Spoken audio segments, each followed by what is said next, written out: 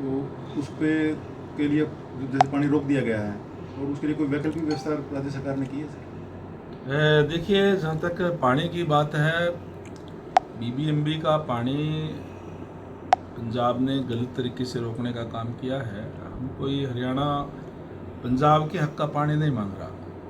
हरियाणा वो पंजाब कहता है कि हम एक बूंद भी पानी की नहीं देंगे। हम कहते हैं कि हमें एक बूंद भी हम पंजाब की पानी की नहीं मांग रहे हैं। हमारा जो अपने हक की बात है, केवल हम उसकी बात कर रहे हैं, क्योंकि बीबीएमबी का जो पानी है वो बीबीएमबी बोर्ड उसको तय करता है कि किसको कितना कितना दिया जाए। ये 20 मई से लेकर के 1 साल के लिए वो तय करता है, टेंटेटिव।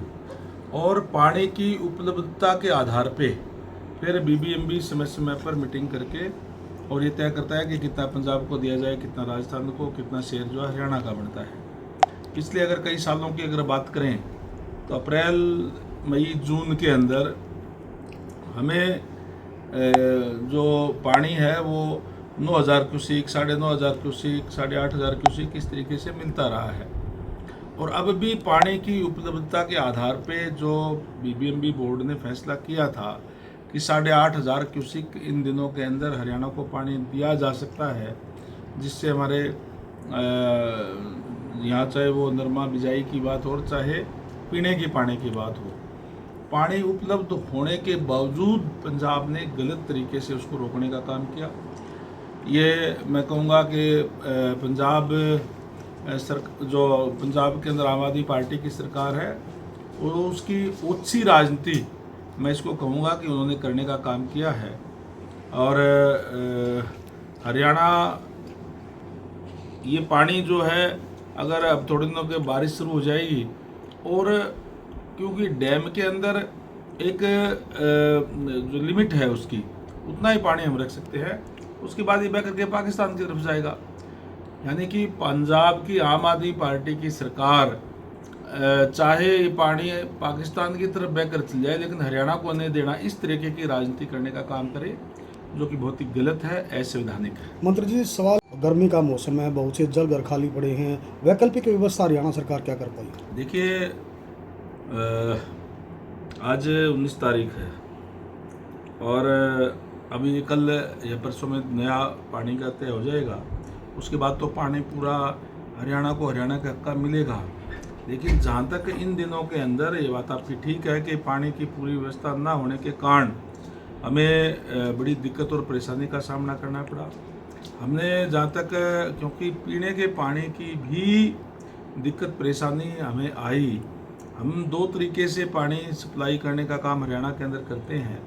एक तो ट्यूबवेल से सप्लाई देते हैं और एक नहर आधारित सप्लाई देने का काम करते हैं। जहाँ नहर आधारित सप्लाई हम देते हैं, चाहे वो सिरसा हो, फतेहाबाद हो, हिसार हो, जींद हो, भिवानी है, झज्जर है, रेवाड़ी है, महेंद्रगढ़ है, ये जो एरिया है, इसके अंदर हम नहर आधारित पानी देते हैं और उसके अंदर हमें बड़ी किल्लत का सामना करना पड़ा।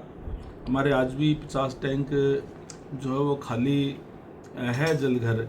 बाकी हमने उसकी व्यवस्था, जो आप पानी हम हर जगह दे रहे हैं, पानी की ये बात ठीक है कि जितना हम पानी देते हैं उससे कम देते हैं।